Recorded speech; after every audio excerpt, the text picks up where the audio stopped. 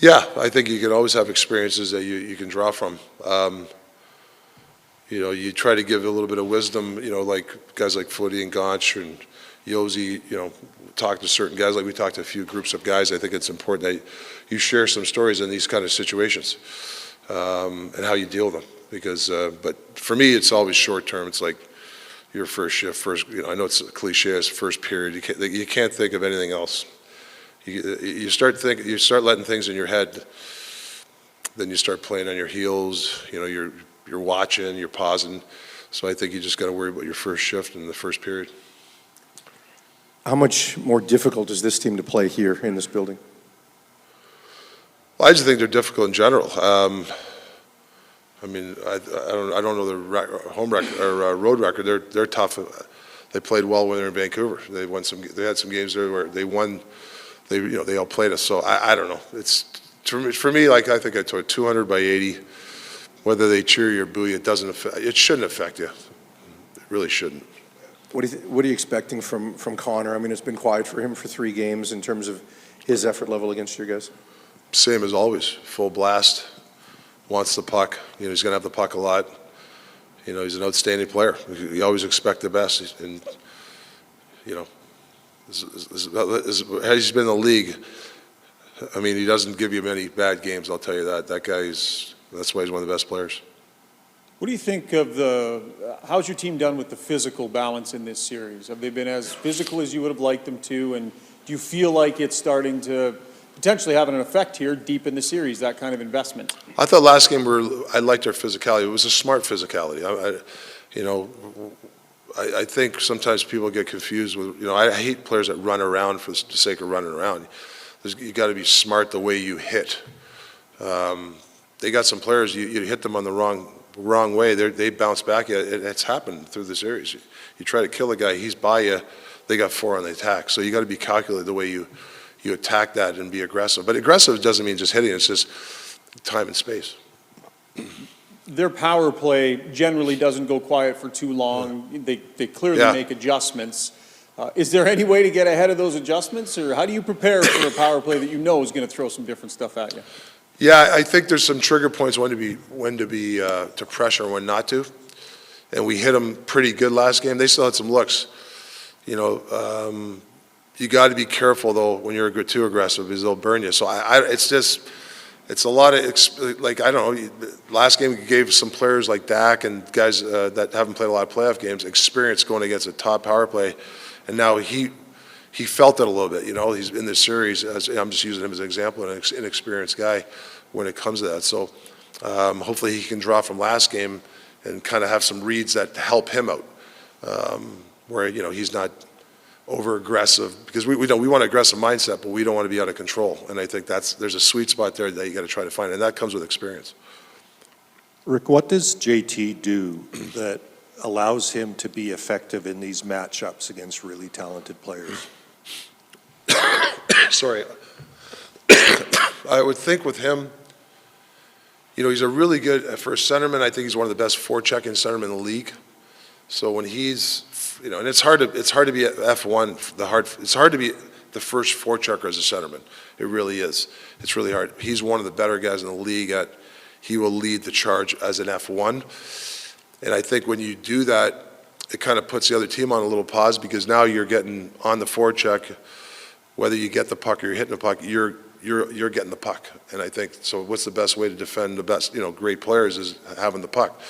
So it's not like he's going up the ice, I'm going to be F3 and I'm just going to play off on it. I think he's not afraid to be the F1. I think that's a key for us is that all year he's one of our best forecheckers. And let's say 3 years ago, even though he was a good offensive player, I'm not sure many people would have thought of him as a matchup guy. Yeah. Has your opinion on him, I know 16 months, it's not 3 years, but has your opinion on him in that role changed since you took over?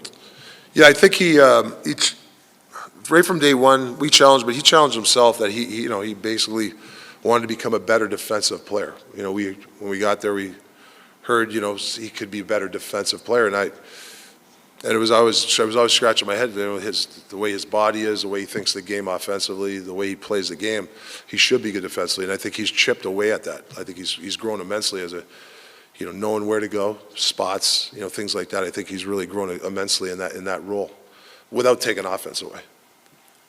In terms of that defensive game, Yeah. on the wing, in matchup roles, he was always a very high level. It was sort of at center, where maybe the results for a few years weren't quite at the same level, and now, really almost immediately once you took over, frankly, that he sort of seemed to hit that level. How impressed are you when a guy who's been around as long as he has sort of levels up as a matchup guy at this stage of their career? Yeah, I started matching him up at the beginning of the year a little bit, even when I got there last year. And I don't know, he'll come to me even when I don't even tell him I'm going to match him. Hey, do I got this guy tonight? Like he's the guy that really, like I wanted to be a matchup guy. This series I've been a hard matchup guy, tried to be. But he's one of those guys that, he looks at me. It's not like he's like, get me out there. Can I get the fourth and third line? He doesn't ask me for that. He relishes that role, and I think that's helped him grow into that role. Thatcher was working with Clark and some of your forward scratches after skate today, which seems like progress. We haven't seen him do that kind of work yet. Is this a matter of sort of seeing how he reacts and sort of taking it day by day, or sort of where is he on sort of a return to play progression? Yeah, there's certain drills you want him to do, certain pushes and stuff like that, and then you wait till the next day and see how, you're right, how everything reacts. I think that's the next level for him. But obviously him being on there, taking shots, obviously it's positive for us. Can you describe how you've managed your team's rest and what you're seeing from them as far as freshness, fatigue, any of that? Yeah, I think a lot of these guys, they actually, like I try to give them, hey, what do you think? Do you want to skate or not? But a lot of guys want us to tell them what to do. This team, for whatever reason, they like, well, a couple guys, what would you do? Like they ask that now, and I think, so it's important that we give them something. But I still think it's important that I give them, like yesterday, hey, do you want to go on the ice today or tomorrow? Some coaches like, no, we're going on regardless. And sometimes I will make that call. I think I did that 3-4 games. We're all going to go on. But I think if you go far in the playoffs, you got to give them that latitude of them deciding. Like Hughes, he wanted to go on the ice yesterday. He didn't want to go on today. So those are the things how you manage rest with those type of players. And what are you seeing from them in that regard? Are you seeing, like it looked like in the last game, for example, Hughes had another level, right? Are you seeing that from some guys, or maybe they're getting stronger as the series goes?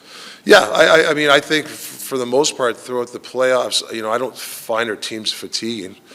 We're trying to use the bench. I know sometimes, when you get like last game, what they had 5 power plays, right? That's 10 minutes. So some guys are, obviously the Hoggies and those guys, instead of getting 9 or 10, 12, they're getting 9 because of the power play differential. But you try, I got to use the bench. I mean, you can't beat Edmonton with 2.5 lines. You can't.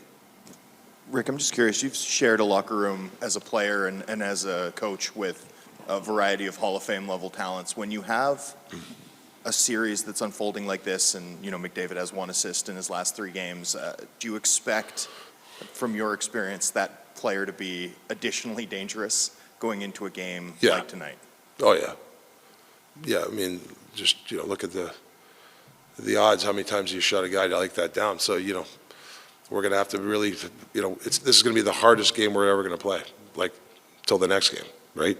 Whenever that game is. That's the way I look at it. It's never easy. I don't care how good you're playing. The next game is the hardest game. Rick, over here, I just want to ask you about that net front battle in front of your own net. It looks like they're not getting a lot of second chance opportunities, a lot of rebound opportunities. And just maybe a comment on the job you guys are doing to clear the front of the net and win those battles for rebounds and things like that. Yeah, I mean, box outs was a big part of before this series. We had to make sure that we owned, or try to own it, because, Edmonton's a really good, we try to take a page out of them with their offense. They're really good at getting to the net. So we have to be really diligent on body position. I'm a body position guy. Like, don't be looking at the puck. Take the man, then look for the puck. And I think we've, for the most part, but they've had their looks. I mean, they're so good. They're gonna get their looks. I mean, because they're good at that.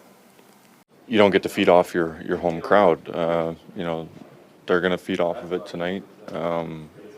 But for us, I've been saying it all series. It's, we're focused on our game, the mindset we need coming into Game 6. and trying to close it out. We know we're going to get their best, and we have to be at ours. It's going to be a good game. Yeah, I mean, when you talk about their best, you guys saw it from Connor in game 2. You've kept him quiet for 3 games. What's his best look like, and how do you defend it? You know he's going to try and pick up speed. He's been doing it all series. I think the guys have done a great job of being aware when he's on the ice, and just making sure you're trying to take his time and space away so he can't wind it up. You guys have done a pretty good job of winning these 1-goal games. Have you guys gotten into that mindset now, Tyler, that every game is going to be like that close? Yeah. It's two good teams going at it. Every game's been tight.